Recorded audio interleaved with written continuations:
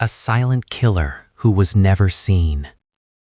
History remembers the loud monsters, the ones who chased headlines, craved recognition, and wanted their names etched into infamy forever. Albert Fish was not one of them. He didn't hunt for attention. He didn't seek fame. He simply wanted to hide, behind politeness, behind old age, behind a soft voice and frail frame. And that quiet invisibility made him one of the most dangerous predators in American criminal history. This is not the story of a man who killed quickly. This is the tale of someone who destroyed slowly, methodically, and remained utterly unnoticed while doing it. This is the story of evil wearing a grandfather's face. Albert Hamilton Fish was born on May 19, 1870, in Washington, D.C., into a world already fractured. His father was significantly older than his mother, plagued by illness, and died when Albert was still a young child. His mother, already struggling with severe mental instability, a condition neither understood nor treated in that era, found herself alone, overwhelmed, and unable to care for her children. In desperation, she made a decision that would forever alter the trajectory of her son's life. She sent him away to an orphanage. On paper, the institution was meant to protect vulnerable children. In reality, it became a chamber of horrors. Orphanages in the late 1800s were notorious for extreme discipline, physical brutality, and systematic emotional abuse. Children weren't nurtured, they were controlled, beaten, humiliated, and broken. Albert later recounted being whipped publicly, tormented by staff, and punished with sadistic regularity. But here's where the story takes its darkest turn. Instead of developing fear or hatred, Albert's young mind did something far more sinister. He began to associate pain with comfort. He didn't recoil from suffering. He gravitated toward it. Psychologists would later identify this as the early formation of sadomasochistic pathology, a rare but profoundly dangerous rewiring of the brain's pain-pleasure circuitry. This wasn't a choice. It was a psychological mutation cultivated in silence within the walls of that orphanage. Albert learned something else crucial during those years: never show what you truly are. He became quiet, obedient, invisible. While other children acted out, he withdrew inward. Teachers saw him as odd but manageable. No one suspected the darkness fermenting beneath his skin. This ability to mask his true nature would become his most lethal weapon. As Albert Fish grew into adulthood, something unexpected happened. He blended in seamlessly. He found work as a house painter. He married. He fathered 6 children. To neighbors, co-workers, and even his own family, he appeared to be a soft-spoken, deeply religious, responsible man. There were no glaring red flags, no violent outbursts, no obvious deviance. This is a critical point. Albert Fish did not look dangerous. He looked like a harmless elderly man, the kind you'd trust to watch your children or help carry groceries. This illusion gave him something far more powerful than physical strength. It gave him access to trust. And trust, as we'll see, opens doors that force never could. But beneath the surface of this ordinary life, Albert's mind was consumed by violent, sadomasochistic fantasies. He experienced urges he neither understood nor resisted. Over time, he learned to compartmentalize, living a dual existence where his public self remained stable while his private compulsions spiraled into depravity. Most serial offenders are caught because they escalate visibly. Albert Fish escalated internally, while his external demeanor remained calm, measured, and controlled. His religious beliefs became twisted over time. He began to see suffering as divinely sanctioned, punishment as holy. He convinced himself that he wasn't a sinner, he was an instrument, chosen to carry out acts others couldn't bear. This delusion stripped away guilt, and when guilt disappears, so does restraint. Albert Fish's crimes were not impulsive.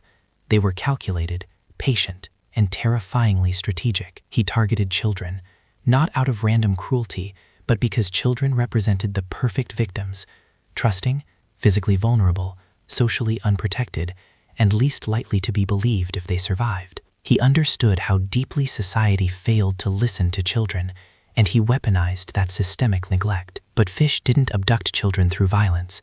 He approached them gently. He spoke kindly. He positioned himself as a helper, a guardian, an authority figure. He offered work opportunities to struggling families, presented himself as a kind old man who could be trusted. Parents welcomed him into their homes, and trust opened every door he meted. This is what separates predators from common criminals. Criminals break in, predators are invited. Fish's crimes relied on compliance, not chaos. He didn't create loud scenes or leave obvious trails. Everything was designed to reduce suspicion, avoid attention, and maintain the facade of respectability. He understood human behavior better than most, and that understanding allowed him to operate undetected for decades. One of the most disturbing aspects of Albert Fish's pathology was what he did after his crimes. He wrote letters, not to confess publicly, but to privately torment. These letters were sent to the families of his victims, describing events in chilling, meticulous detail.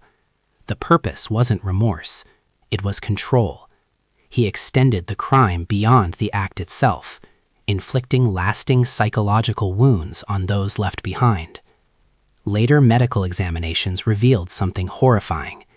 X-rays showed dozens of needles embedded inside Fish's body, self-inserted over the course of years. This wasn't symbolic.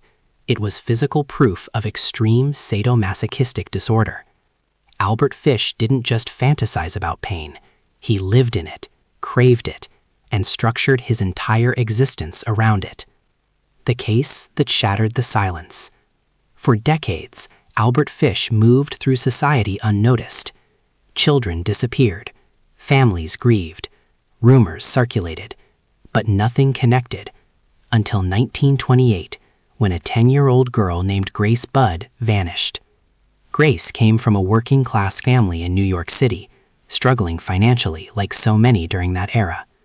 Albert Fish approached the Budds not as a predator, but as an opportunity. He introduced himself as a man looking to hire children for farm work. He was polite, well-dressed, softly religious, the epitome of trustworthiness. Grace's parents believed him completely. Grace left her home with Albert Fish, expecting nothing more than a harmless outing. There was no struggle, no screaming, no alarm. Predators don't take by force, they take by permission.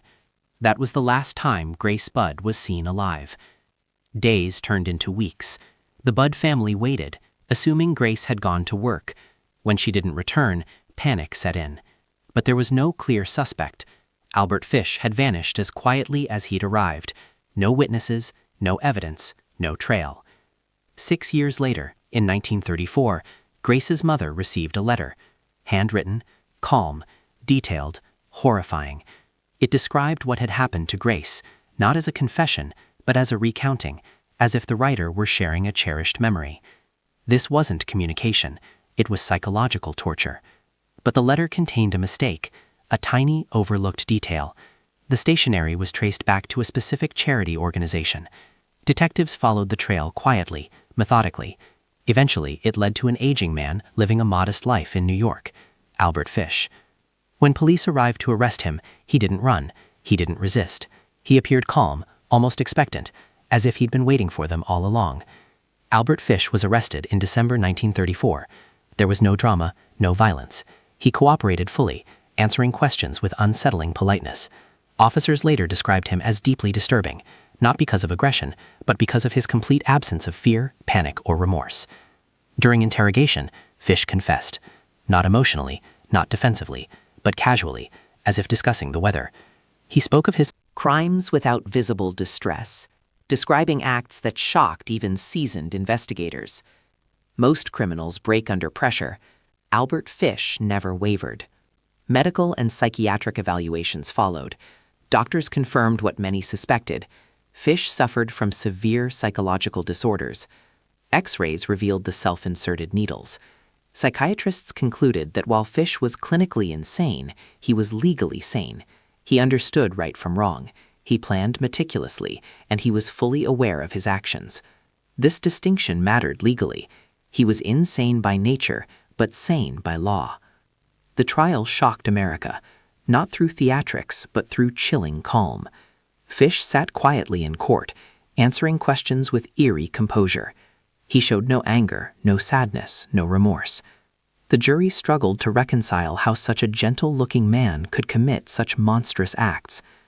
After brief deliberation, the verdict was unanimous: guilty of murder. Albert Fish was sentenced to death. He was sent to Sing Sing prison to await execution. Unlike other death row inmates, Fish showed no fear. He wrote letters, prayed regularly, and waited patiently. There were no final pleas, no emotional breakdowns, no last-minute confessions. On January 16, 1936, Albert Fish was executed by electric chair. Witnesses described him as composed until the very end. His final moments were quiet, just like his life. After Fish's execution, authorities faced a difficult decision. How much should the public know? The crimes involved children. The details were psychologically disturbing. The fear of moral panic was real. So officials made a choice. They kept much of the information classified. Court transcripts were restricted. Medical findings were discussed only among professionals. Albert Fish never became a household name, not because he was less dangerous, but because his story was considered too dangerous to tell. To criminal psychologists, Albert Fish represented something rare and terrifying. He didn't fit existing categories. He wasn't driven by rage or fame. He wasn't impulsive. He was patient, methodical, emotionally detached, and internally driven. Most killers escalate because they lose control. Albert Fish escalated while remaining in complete control. That combination deeply unsettled experts and forced them to rethink how predators operate. Looking back, it's clear that Fish slipped through every safeguard. There were warning signs: childhood abuse, early self-harm, extreme religious obsession, social isolation, but none were understood or acted upon. Mental health was stigmatized. Child protection systems were underdeveloped. Psychological profiling didn't exist. Albert Fish thrived in a system that wasn't designed to see him. His case teaches us uncomfortable truths. One of the most enduring lessons is how misleading appearances can be. Fish looked weak, old, harmless. Society is conditioned to fear visible threats, the loud, aggressive, obvious dangers. But Fish was invisible by design. He reminds us that evil doesn't always wear a warning label. Albert Fish also understood something most people don't. Control doesn't require strength. It requires understanding human behavior. He didn't choose victims randomly. He chose environments where trust was automatic. Families in poverty, children eager to help, parents desperate for opportunity. He positioned himself as a solution. This pattern is still relevant today. Modern predators operate the same way, inserting themselves where trust already exists. Fish's execution ended his actions, but it didn't address the conditions that allowed him to operate for decades. Stopping one predator doesn't stop the systems that create them. This is a difficult truth, but a necessary one. His case fundamentally changed criminal psychology. Before Fish, experts expected criminals to show visible patterns of aggression or instability. Fish showed stability. He worked, raised children, followed routines. This led to deeper understanding of compartmentalization, hidden compulsions, and long-term behavioral masking. These concepts are now foundational in profiling and criminal psychology. Many still debate whether Albert Fish was truly insane. Medically, he suffered from severe disorders. Legally, he understood his actions. This distinction highlights an uncomfortable reality. Not all mentally ill individuals lack awareness. Some know exactly what they're doing, and that knowledge makes them more dangerous. Today, we have forensic science, psychological profiling, and digital tracking. But we also have new blind spots, online spaces, anonymous communities, unregulated authority figures. The lesson of Albert Fish still applies. Predators adapt. They always have. One of the most dangerous beliefs is, this could never happen here. Albert Fish operated in ordinary neighborhoods, among ordinary families, in ordinary cities. There was nothing extraordinary about the setting, only about the man hiding inside it. After Fish, systems slowly improved. Child welfare laws expanded. Psychological evaluation became standard. Behavioral warning signs gained importance. But these changes came after damage was done. History often learns through loss. Albert Fish was not cinematic evil. He didn't shout, chase, or dominate through fear. He blended in.